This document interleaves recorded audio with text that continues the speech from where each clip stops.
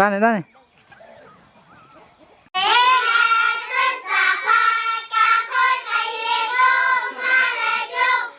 Anh chuyện có mà. Mày chưa? Giờ các bạn nhá. Giờ các bạn. Cái việc bọc của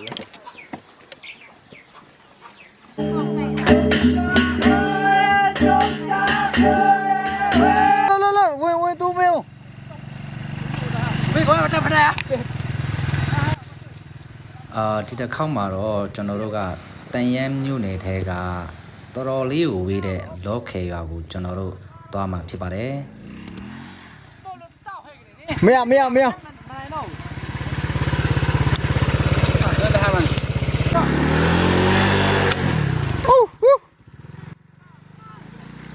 ။ဒီခီးလန်းကတာမန်အချိန်တွေဆိုရင်ဆိုင်ကယ်နဲ့သွားရင်တော့ AACC ရောက်နိုင်တဲ့ခီးလန်းလို့ပြောလို့ရတယ်ပေါ့နော်။ကျမ်းပေမဲ့လည်းအလောက်ကြီးမခက်ခဲဘူးပေါ့နော်။ခုကတော့မိုးရာသီဆိုတော့တီဟက်တိုင်းပဲလမ်းကတော်တော်လေးကိုကြမ်းတမ်းတယ်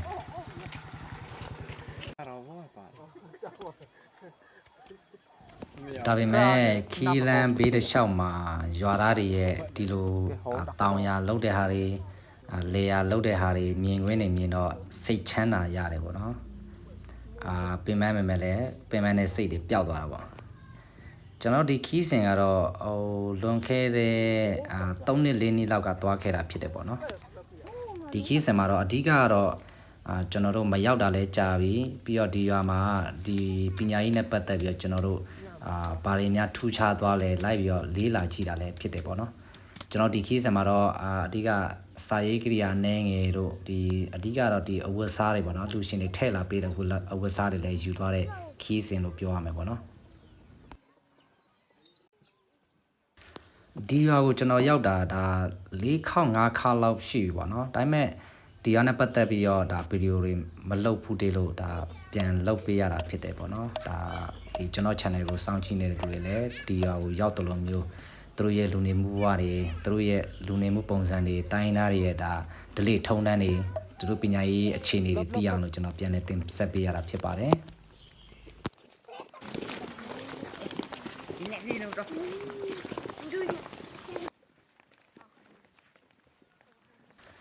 ဒါကတော့ကျွန်တော်တို့ရောက်တဲ့ချိန်တုန်းကသူတို့ရဲ့စာနေကြောင်းအခြေအနေဖြစ်ပါတယ်အခုကတော့ဒီထက်ပိုပြီးတော့နည်းနည်းလေးအဆင်ပြေလာပြီးပြောလို့ရတယ်ပေါ့နော်အခြေအနေကတော့ဒါကတော့ကျွန်တော်တို့ရောက်ခဲ့တဲ့အချိန်တုန်းကဒါစာနေကြောင်းပုံရိပ်တွေဖြစ်ပါတယ်ကျေးဇူးတင်ပါတယ်ဆရာမ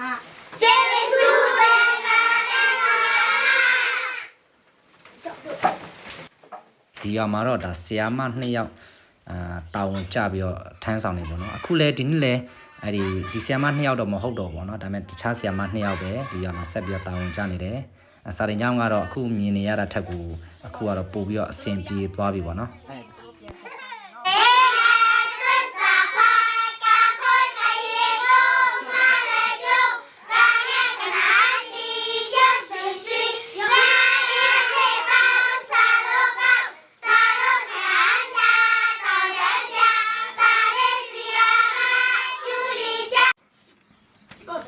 ဒီဆီယာမ2ယောက်ဒီမှာတာဝန်ကြတော့ဒီမှာစာတင်ကျောင်းဖွင့်တာမကြသေးဘူးပေါ့နော်ဒါကြောင့်ကလေးတွေကိုဝါလုံးကကြီးခါခွေရနေပြီးစပြီးပြန်တင်ပေးနေရတဲ့အနေအထားမျိုးပေါ့နော်အရင်တော့လည်းတစ်ခါမှစာတင်ကျောင်းမရှိခဲ့ဘူးတော့အခွင့်မှာစဖွင့်တော့ကလေးတွေကိုဒါတော်တော်လေးကိုစာနဲ့အရင်ပေါင်းတော်တော်လေးစူးစမ်းပြီးတင်ပေးနေရတဲ့အနေအထားမျိုးဖြစ်တယ်ပေါ့နော်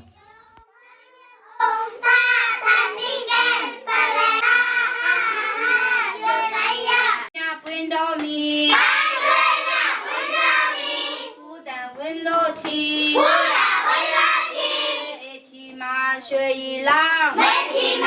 水一浪，俺都啥丁章，တခါမှစာတင်ကျောင်းမရှိခဲ့ဘူးတဲ့ဒီရွာမှာဒီနှစ်မှာစာတင်ကျောင်းစဖွင့်တော့ဒါကလေးတွေလည်းတော်တော်လေးကိုတက်ကြွတက်ကြတယ်ပေါ့နော်ဒါပေမဲ့ကလေးတိုင်းကတော့စာတင်ကျောင်းတက်ခွင့်မရကြဘူးပေါ့နော်တချို့ကလေးလည်းသူတို့မိဘတွေကပေးမတက်လို့မတက်ရတဲ့ကလေးတွေလည်းဒီရွာထဲမှာအများကြီးရှိနေတယ်ပေါ့နော်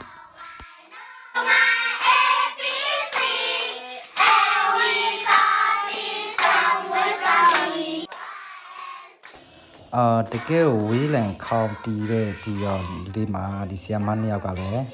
သူတို့ရဲ့အဝေးသူတို့မူလအိမ်နဲ့အဝေးနေရာမှာသွားပြီးတော့တာဝန်ကျတယ်ပေါ့နော်ဒါပေမဲ့သူတို့နှစ်ယောက်ကလည်းဒီကလေးနဲ့တော်တော်လေးတန်ရောစင်ဖြစ်နေအောင်ကျွန်တော်တွေ့ရတော့ပီတိပြန်ဖြစ်ရတယ်ပေါ့နော်ဆရာမနှစ်ယောက်ကလည်းဒီအတော်လာလို့ဖို့ဒါရွာသားတွေကိုပဲအကူကြီးတောင်းမြဆန်ကင်းနဲ့တော်လာတစ်ခါတွာလာဖို့လှုပ်ပေးနေရတာပေါ့နော်ဒါပေမဲ့လွယ်တော့မလွယ်ကူ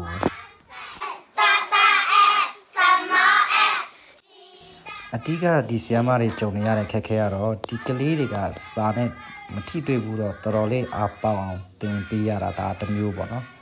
နောက်တစ်ခုကျတော့သူတို့ရဲ့နေရေးထိုင်ရေးသူတို့ကဒီလိုအိမ်ထဲမှာပဲ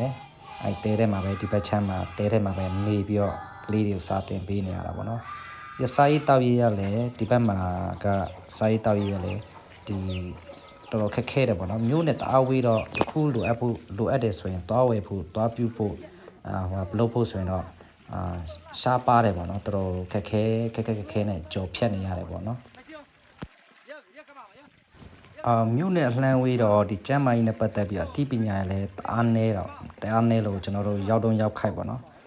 စီးတချို့တွေပါလာတယ်ပြီးတော့ကလေးတွေကိုဒါရားနာတွေဝဲတယ်မဖြစ်အောင်သူတို့တခါတည်းကျွန်တော်တို့ကာဘိုလေးဆက်ပြတွေယူလာတယ်ပေါ့နော်သူတို့တခါတည်းရေချိုးပေးတာလုပ်ပေးခဲ့တယ်ရေချိုးပေးတဲ့လူပဲကျွန်တော်တို့အဝတ်စားတစ်တွေဝတ်ပေးရပါတော့ဒါကြောင့်မလို့ကလေးတွေလည်းလူပြီးတော့ရေချိုးကြတာပေါ့ပြီးရင်တော့ကျွန်တော်တို့ဒီအဝတ်စားတွေကိုသူတို့စီပြန်ပေးမှာဖြစ်ပါတယ်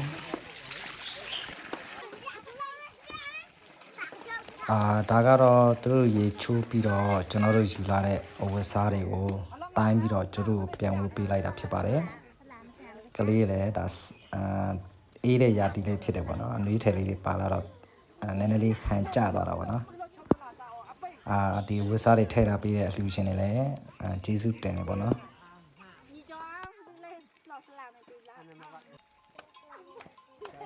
ဒါကတော့ဒါတကြီးရဲ့အဖေပေါ့နော်သူကတော့ပါဝါတော်ရွာထဲမှာပါဝါတော်ရှိတဲ့အဖိုးလို့ပြောလို့ရတယ်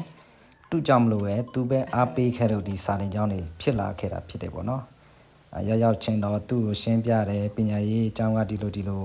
အကြောင်းဖြစ်တယ်ဘာဖြစ်တယ်ညာဖြစ်တယ်ပြောပြတော့သူလည်းအတက်တရောနဲ့ဒါဖြစ်စေချင်တယ်ပေါ့နော်ဒါကြောင့်မလို့ဒီစာတင်ကျောင်းကအလင်းမြန်ပဲဖြစ်လာတယ်အကြောင်းတက်တဲ့ကလေးလည်းသူ့ဩဇာပါဝါနဲ့ဒါသူကတက်ခိုင်းလို့ဒါဒီလောက်တက်ကြတာပေါ့နော်ဒါတော့မှမဖြစ်မနေမတက်တဲ့ကလေးလည်းရွာထဲမှာတော့အများကြီးကြံသေးတယ်ပေါ့နော်ဒီရွာထဲမှာကလေးဥရေဘယ်လောက်ရှိမလဲလို့မင်းခန့်မှန်းချေမရှိဘူးဆိုရင်တော့မှ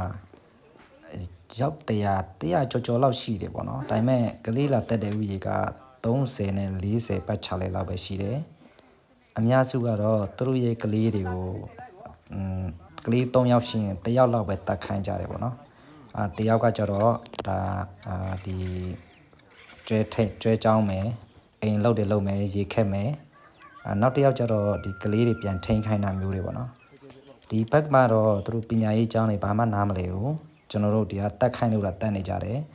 အများစုကတော့သူတို့ကလေးတွေကိုပြန်ခိုင်းစားဖို့မယ်ပြီးတော့တက်ရွယ်ရလာရင်အိမ်အောင်ချပေးမယ်ဒီလောက်ပဲသူတို့ရဲ့ရွေးချက်ကရှိတာပေါ့နော်ဒါကြောင့်ကလေးတော်တော်များများကကျောင်းတက်ချင်ကြကလေးတွေအများကြီးရှိပေမဲ့လည်းအယောက်100ကျော်မှာအယောက်30 40လောက်ပဲကျောင်းလာတက်ခွင့်ရတယ်ပေါ့နော်ကန်ဆိုးတဲ့ကလေးတော်များကတော့ဒါတောင်ရထဲမှာအိမ်လောက်တွေလုံနေရတဲ့အနေအထားမျိုးမှာဖြစ်တယ်ပေါ့နော်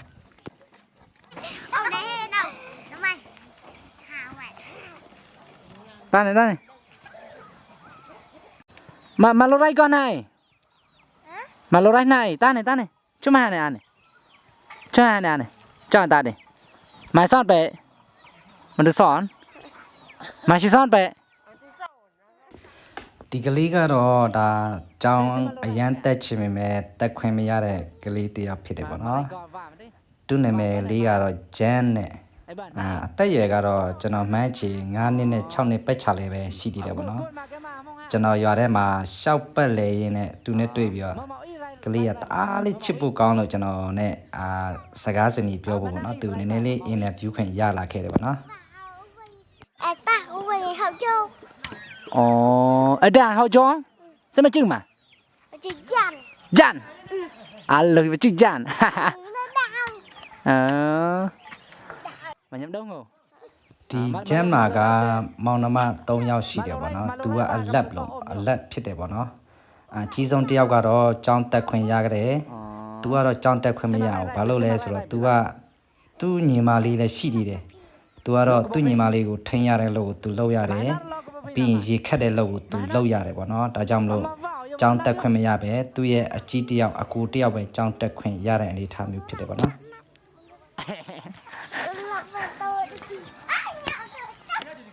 ไอ้ได้ป่ะมาได้มนมาดิได้มนมาดิ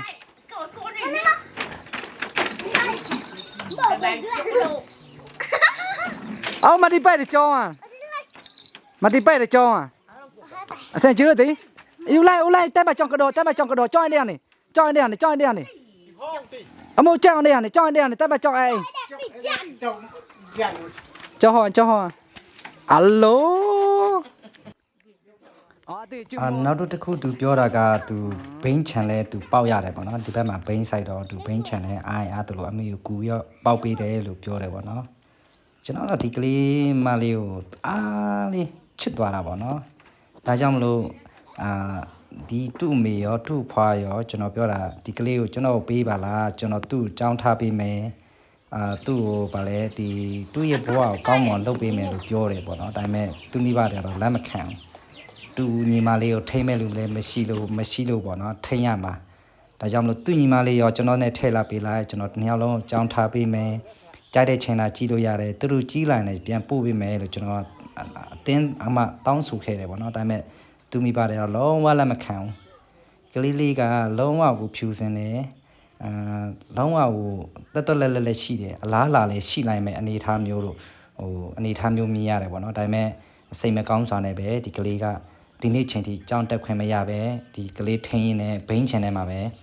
သူ့ဘဝတွေကိုအချိန်ပေးနေရတဲ့အနေအထားမျိုးဖြစ်နေတာပေါ့နော်ဒီကျန်းလိုပဲကြောင်းတက်ချင်ပေမဲ့လည်းကြောင်းတက်ခွင့်မရတဲ့ကလေးငယ်တွေဒီရွာမှာအများကြီးရှိသေးတယ်ဒါပေမဲ့ကျွန်တော်တို့ကတော့စီယုံနေအကုန်လုံးထားဖို့ပေါ့နော်တူတူမိဘတွေကဘယ်လိုမြင်လဲဆိုတော့သူတို့မှာတာသမီဘလောက်ရှိတယောက်လောက်ကိုပဲတောင်းဝန်ရကြောင်းထားပေးလိုက်ရင်ပြီးပြီမလားဆိုတဲ့ဟာမျိုးသူတို့ရဲ့အတွေးခေါ်အဲ့လိုပဲရှိနေတဲ့အနေအထားမျိုးဖြစ်နေတာပေါ့နော်ဒါကြောင့်မလို့ကျွန်တော်တို့ဘလောက်စီစီယုံသူတို့ကတယောက်ပဲထည့်ပေးတယ်ကျန်တဲ့လူတွေကတော့သူတို့မိဘတွေကိုကူလုံးမယ်ကလေးထိမ့်မယ်ကျွဲကြောင်းမယ်ခြံပေါက်မယ်အဲ့လိုမျိုးပဲသူတို့လောက်ရမယ်ဆိုတဲ့အတွေးခေါ်မျိုးသူတို့ရှိနေတာပေါ့နော်ဒါကြောင့်မလို့ဒါလေးကိုပြုပြင်ပြောင်းလဲဖို့ဆိုတော့ကျွန်တော်တို့အချိန်တော့အများကြီးတော့ပြန်ပေးဖို့တော့လုံးမယ်ပေါ့နော်နောက်မျိုးဆက်တစ်ဆက်ဒီចောင်းတွေရဲ့အတီးပွင့်နေမြင်လာရမှာပဲဒီဟာမျိုးတွေကဖြည့်ရှင်းသွားနိုင်မဲ့အနေအထားမျိုးဖြစ်နေတယ်လို့ပြောလို့ရတယ်ပေါ့နော်ရွာထဲမှာဩဇာရှိပါတယ်ဆိုတော့ဒီအဖိုးကလည်းသူတတ်နိုင်တဲ့လောက်တော့စီယုံပေးတယ်ပေါ့နော်သူတို့ကလေးတွေအကုန်လုံးចောင်းထားပေးဖို့ဒါပေမဲ့သူတို့မိဘတွေကလည်းကလေးမိဘတွေကလည်းဒီဘိုးတော်ကိုကြောက်လို့တာတအိမ်တယောက်ចောင်းထားပေးနေရတဲ့အနေအထားမျိုးဖြစ်နေတယ်အကောင်လုံးမထားနိုင်ကြသေးဘူးပေါ့နော်သူလည်းတဖြည်းဖြည်းစီယုံသွားမယ်လို့ကျွန်တော်တို့တော့ပြောထားတာမျိုးတွေရှိတယ်ပေါ့နော်ဒါကတော့ကျွန်တော်တို့ရောက်တုံးရောက်ခိုက်ပါနော်ဆီယမတွေနေထိုင်ဖို့ဆောင်တဲ့ဒီစာတင်ကျောင်းဆောင်ကိုရွာသားတွေကိုအစည်းအဝေးခေါ်ပြီးတော့ကျွန်တော်တို့ပြန်လေပြုပြင်ပေးနေတဲ့အနေအထားမျိုးဖြစ်တယ်ပေါ့နော်ဒီမှာကသူတို့စာတင်ကျောင်းနေထားတဲ့အဆင်မပြေဘူးဒီသူတို့ကစာတင်ကျောင်းတစ်ခါမှမဆောက်ဘူးတော့ဘယ်လိုဆောက်ရမှန်းမသိဘူးပေါ့နော်ကျွန်တော်တို့လာပြီးတော့သူတို့ ਨੇ ဝိုင်းလုပ်ပေးတယ်ပြီးတော့ဆီယာမတွေလည်းနေရတာအဆင်ပြေအောင်လို့ဒီဝါးတွေလည်းပေါ်တယ်ပေါ့နော်ဒီမှာဒါကြောင့်မလို့ကျွန်တော်တို့ဝိုင်းဝန်းပြီးတော့ဒီကျောင်းဆောင်လေးရောသူတို့နေတဲ့အဆောင်လေးရောအဆင်ပြေအောင်ဝိုင်းဝန်းပြီးတော့ဆောက်လုပ်ပေးခဲ့တယ်ပေါ့နော်ဒါကတော့ဆီယာမကကျွန်တော်တို့ကိုသမင်းဟင်းတွေနေလဲစာချက်ကျွေးနေရမှုဖြစ်ပါတယ်နေလေစာထမင်းစားပြီးတော့အဖွဲသားတွေတော့ဒီစာတီကျောင်းရဲ့ဒီဆီယမအိတ်တဲ့ဆောင်တွေဝိုင်းဝန်းပြီးလှုပ်ဆောင်ပေးနေကြတဲ့အချိန်မှာကျွန်တော်ကတော့ဒီဆီယမတွေနေတဲ့နေရာတွေရဲ့ပြီးတော့ကျောင်းသူကျောင်းသားတွေဒါသူတို့လက်စွမ်းပြပြီးတော့ဒါလှုပ်ထားတဲ့ကျောင်းထဲမှာဆွဲထားတဲ့ပချီလေးတွေလှုပ်ထားတဲ့ဒီစာရေးထားတဲ့စာတွေလိုက်လံပြီးတော့လေးလာတယ်ပေါ့နော်ကလေးတွေလေဒီမှာကဘယ်လိုဖြစ်နေလဲဆိုတော့သူတို့ကဒီမှာကျောင်းလာတက်ရတဲ့ကလေးတွေပေါ့နော်သူတို့အရင်လှုပ်တယ်မလှုပ်ရလို့အရန်ကိုပျော်နေကြတယ်စာတင်ကျောင်းထဲမှာစစချင်းတွေတော့ကျွန်တော်တို့ဒဇိန်းလူတွေမြင်ကြောက်တယ်ဆရာမတွေလည်းကိုယ်လည်းရောက်လာချင်းတော့ကြောက်ကြတယ်ဒါ ဒါပေမဲ့ဒီနောက်ပိုင်းမှာတော့ဒီဆရာမရနဲ့လုံးဝထိတွေ့ဆက်ဆံပြီးတော့ဆရာမရလည်းကောင်းကောင်းမွန်ဆက်ဆံတယ်သူတို့လည်းပျော်အောင်လုပ်ပေးတယ်အစာလည်းကောင်းကောင်းမွန်တင်ပေးတယ်မုတ်တယ်လည်းရှိရင်ရှိတယ်လို့ဝေပေးတော့ကလေးတွေကမကြောက်ကြတော့ပဲနဲ့တော်တော်လေးကိုရင်ပါလာပြီးတော့နေတက်ထိုင်တက်လာတယ်ပေါ့နော်တော်တော်လေးတဲ့သူတို့ကျောင်းမှာပျော်လာကြပြီးတော့တော်ရုံကျောင်းဆင်းလာတော့မှအိမ်မပြန်တာတွေကျောင်းဖွင့်ချိန်တော့မဟုတ်ပဲနဲ့မနေ့အစောကြီးကျောင်းလာကြတာတွေအများကြီးရှိနေပေါ့နော်ဘာဖြစ်လဲဆိုတော့အိမ်မှာနေရင်သူတို့ဖေမေဟိုခိုင်းနေခိုင်းလုံမှာဆိုလို့စာနေကြောင်းပဲလာချင်နေကြတဲ့အနေအထားမျိုးဖြစ်သွားတာပေါ့နော်ကျွန်တော်တို့ဒီကမှာ2ညလောက်အိပ်ပြီးတဲ့ချိန်မှာမနေ့ဖြန်လောက်လို့ပြန်တော့မဲ့ချိန်မှာရွာသူရွာသားတွေကဒါအိုးစီပုံမောင်းနေယူပြီးတော့ကျွန်တော်တို့လာရောက်ပြီးတော့ကပြဖြော်ပြတယ်ပေါ့နော်ကျွန်တော်လည်းဝိုင်းဝန်းပြီးတော့သူတို့နဲ့ကပြီးတော့သူတို့ကိုကောင်းကောင်းမွန်မွန်နှုတ်ဆက်ခဲ့တယ်ပေါ့နော်ဟုတ်ကဲ့ပါကျွန်တော်ဗီဒီယိုလည်းဒီမှာပဲအဆုံးတက်မယ်ပေါ့နော်နောက်ဗီဒီယိုမှာနောက်ပုံစံမျိုးနဲ့ကျွန်တော်တို့ပြန်တွေ့ကြမယ်ဘိုင်ဘိုင်